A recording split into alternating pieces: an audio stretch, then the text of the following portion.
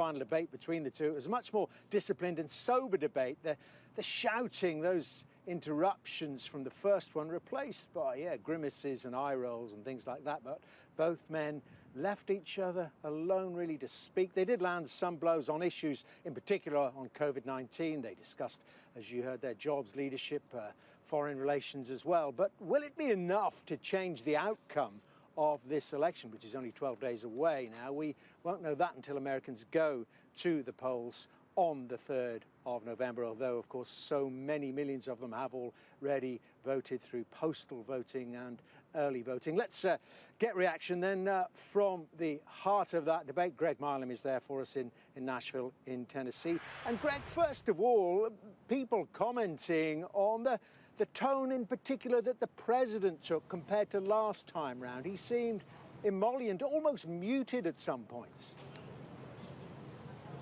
Yeah, he did. And there was a feeling from his campaign, and has been for a number of days, that he needed to address that. And we saw he was very respectful a couple of times to the debate moderator, Kristen Welker. So very different in his approach to the moderator, and also it seemed, to begin with, to Joe Biden. It was a very different tone from that first debate. There were far fewer interruptions. Whether that was down to the mute button, of course, that they installed for some of that debate is up for question. But it seemed they were both trying, well aware of the shambles that first debate had been, to offer something different to the American people.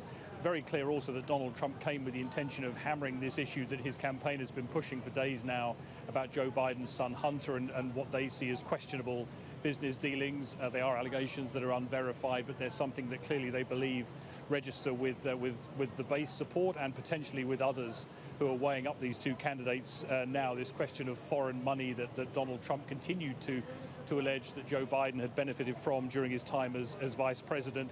And also this question, what we've seen before from Donald Trump, about why Joe Biden hadn't done more of what he's promising to do now when he was in office, of course, as vice president, to Barack Obama, and Donald Trump repeating this line that he's not a politician, that he is from a very different background, but he was certainly less combative. It was an attempt to reach out. I think for Joe Biden, the question will be, did he do enough to look fit for office? We know the allegations from Donald Trump about his fitness for office, whether he has the mental capacity these days to carry out that job. But clearly, again, the focus for the Biden campaign very early on in that debate was getting it onto the subject of the pandemic, and what they allege is the mishandling by this president of the response to the pandemic. So there are still, as we know throughout this campaign, two very different visions offered by these two campaigns. How much did Americans learn about those visions? How many will have been swayed one way or the other? Of course, we will find out, as you say, in the next few days. But certainly a much better watch for the American people, and perhaps a chance they learned a little bit more than they did in that first chaotic debate we saw earlier on in this campaign. Yeah. I mean, thank you very much indeed, Greg. It certainly was a contrast, as Greg was saying there, to last time round. Well, watching with eagle eyes and ears were my guests, former White House staffer Omarosa Manigault-Newman. She joins me now. Also got Michael Zinn, who was a spokesman for the campaign to re-elect Barack Obama back in 2012. Kelly Sadler joins us as well, former special assistant to Donald Trump. Very good to see you all again. I hope you enjoyed, if that's the right word, the debate. It certainly was one you could listen to because of that lack of interruptions. And I want to start with that, Omarosa, first of all, particularly from the president's side. He seemed very restrained almost. Do you think he was trying to stop himself being himself deliberately?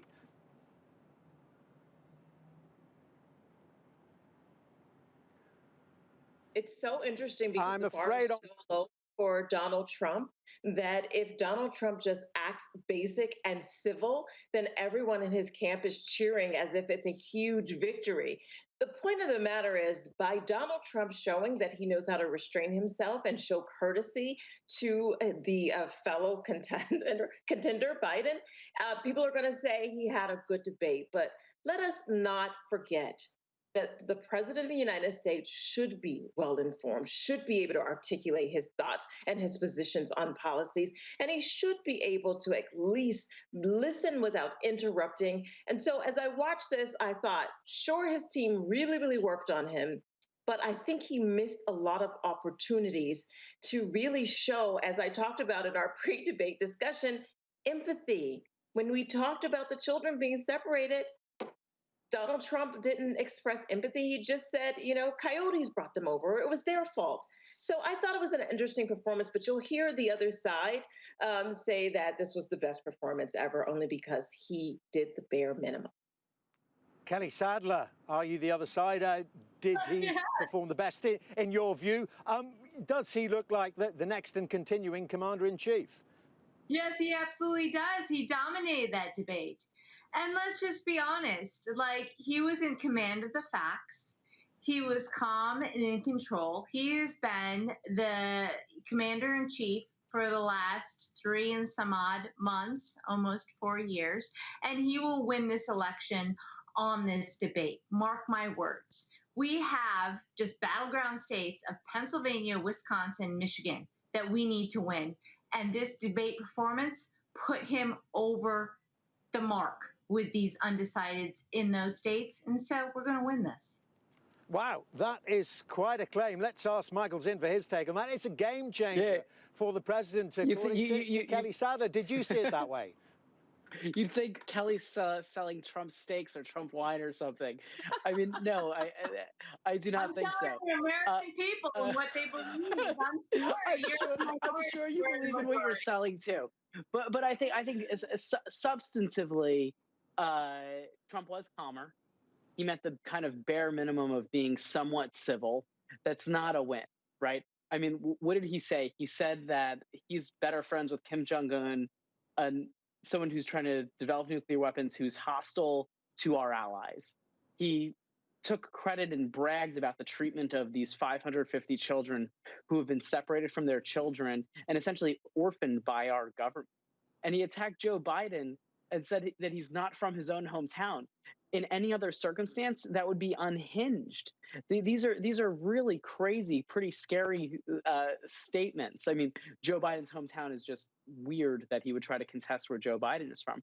But these are real issues, and there were a lot of whole minute gaps of his questions that just really didn't make any sense. He sounded like he was reading comments from some right-wing blog than trying to audition for re-election. Well, let's talk about the issues and the looming, the existential, the overwhelming issue that started the debate. And that, of course, was an exchange over the issue of coronavirus, COVID-19, and the president's handling of the pandemic. This is a flavor. What I would say is I'm going to shut down the virus, not the country. It's his ineptitude that caused the country to have to shut down in large part. Why businesses have gone under, why schools are closed, why so many people have lost their living, and why they're concerned. Those other concerns are real. That's why he should have been, instead of in a sand trap in his golf course, he should have been negotiating with Nancy Pelosi and the rest of the Democrats and Republicans about what to do about the acts they were passing for billions of dollars to make sure people had the capacity. I take full responsibility. It's not my fault that it came here. It's China's fault. And you know what? It's not Joe's fault that it came here either. It's China's fault. They kept it from going into the rest of China for the most part, but they didn't keep it from coming out to the world, including Europe and ourselves. And perhaps those exchanges were encapsulated by this issue of shutdown or no shutdown, limited perhaps, lifting of restrictions. Joe Biden said wants to shut down the virus, not the country. Donald Trump, of course, saying that, and we've heard it in many countries, of course, that the cure cannot be worse than the disease. He was talking about the effect on so many businesses up and down the United States. Well, let's talk to my panelists. Kelly Sadler, first of all, do you think the president was understanding enough of the huge losses in terms of deaths that have happened amongst the American public, just as we look at shots there of the presidential cavalcade leaving the venue there in Nashville? So, Kelly Sadler, I mean, the handling there of the response to Joe Biden, looking for some compassion. Yeah, no, I mean, I believe that the president is hugely overwhelmed by this pandemic that hit us from China, that has been like no other president has ever had to face before. And he did the best that he could under the circumstances to stop this virus from spreading further. And Joe Biden has provided no other recommendations of what he would do other than what the president has already done. And we're at a point right now in this country where, the cure could be worse than the disease if we do not mitigate that. Schools need to reopen. I am in Fairfax County in Virginia. I have 3 boys. Schools are not open. The teachers' unions are saying that they're not going to open until August of 2021. This is untenable. These are untenable things coming from Democratic governors and from blue states.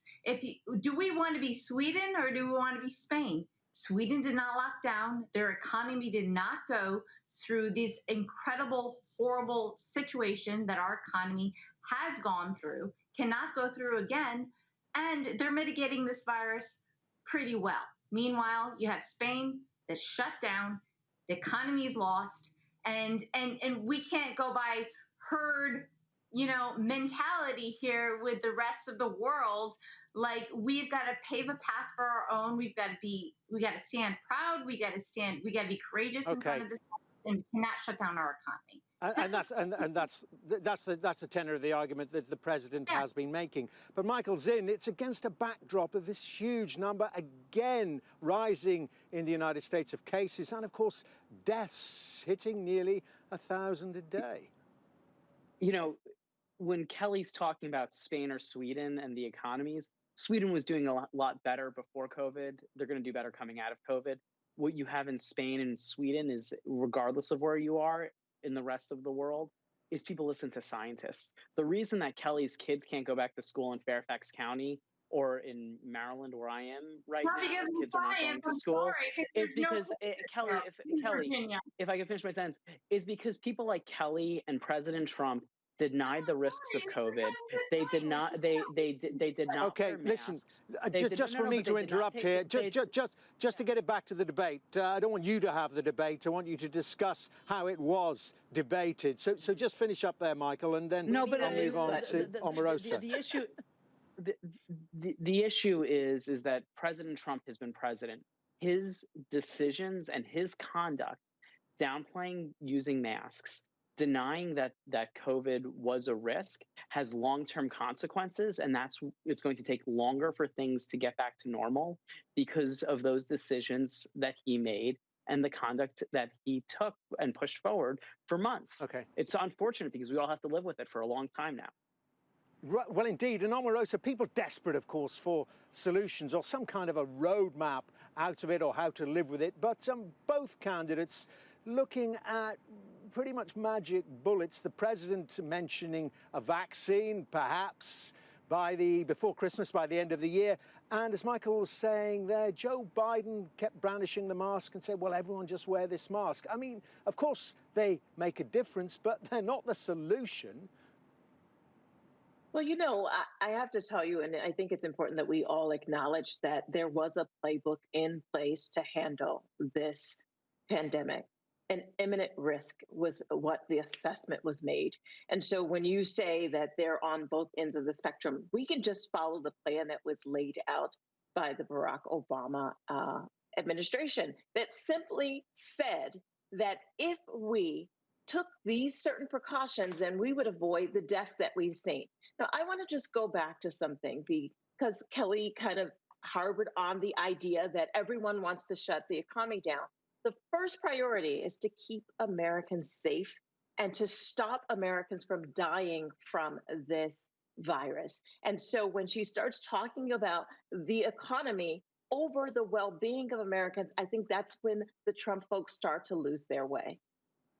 Okay, so much to discuss. Let's get on to another bone of contention between the two men. And of course, Donald Trump repeatedly accused Joe Biden of taking money from foreign countries. Now, something the former vice president said did not happen. Here's some of that. You were getting a lot of money from Russia. They were paying you a lot of money, and they probably still are. But now, with what came out today, it's even worse. All of the emails, the horrible emails of the kind of money that you were raking in, you and your family. And Joe, you were vice president when some of this was happening.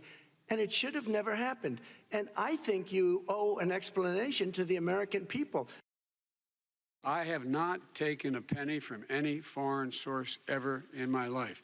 We learned that this president paid 50 times the tax in China, has a secret bank account with China, does business in China, and in fact is talking about me taking money. I have not taken a single penny from any country whatsoever, ever, number one. Number two, this is a president, I have released all of my tax returns, 22 years, go look at them, 22 years of my tax return. You have not released a single solitary year of your tax return. What are you hiding? Michael Zinn, what are your thoughts about those accusations of sleaze from Donald Trump against Joe Biden and his family? Do you think they're likely to stick? First of all, they're not likely to stick, and this is really the pot calling the kettle black. Joe Biden has been very transparent about his finances for decades. Donald Trump is the exact opposite. He will not release his tax returns, so there are no reasons for him to not release his tax returns if he's under audit. There are years that his tax returns are not under audit. He's not releasing them because he doesn't want to know people to see how he's making his money.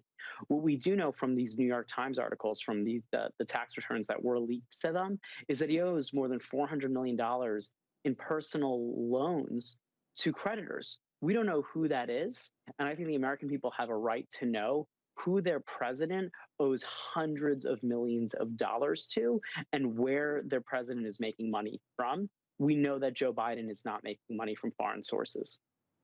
Okay. Kelly Sadler, why won't the president, and why hasn't he over the last 4 years, publish those tax returns? He was saying tonight that he's paid tens of millions of dollars forward in taxes. Well, that presumably would be something to be proud about. Why doesn't he show the American people that he's done it? Well, he's under audit, and let's just be honest, everything that he owes is actually publicly disclosed. And if you want to go on a website, I can disclose it to all of your viewers. There is no secret of where the president owes money to. So that's all just BS of what your last guest just said. Kelly. Kelly, you're not being truthful right now. And you think that Joe Biden, if he's siphoning off 10% of what Hunter makes in China or in the Ukraine, he's going to put that on his tax disclosures?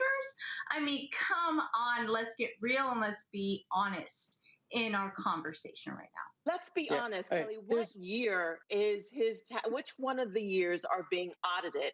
And if we decide it's 2017, then why won't he release the rest of them? You are not being honest, and Donald Trump is not being honest with the country.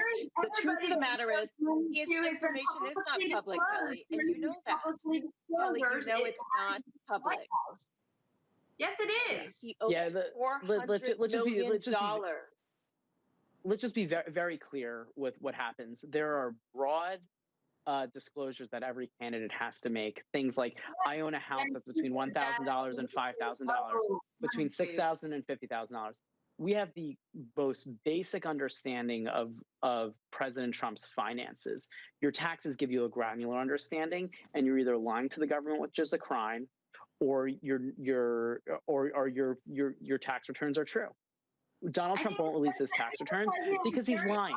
And I'm so sorry. I am so sorry. We have run out of time. Thank you all very much indeed for your contributions. Where did it all go? My thanks to Omarosa Manigault-Newman, Michael Zinn, and Kelly Sadler. And let's just sum up that debate for you. Bye-bye all. It was a subdued, must be said, in parts, Donald Trump. There's certainly none of the interruptions from the first debate, but nevertheless,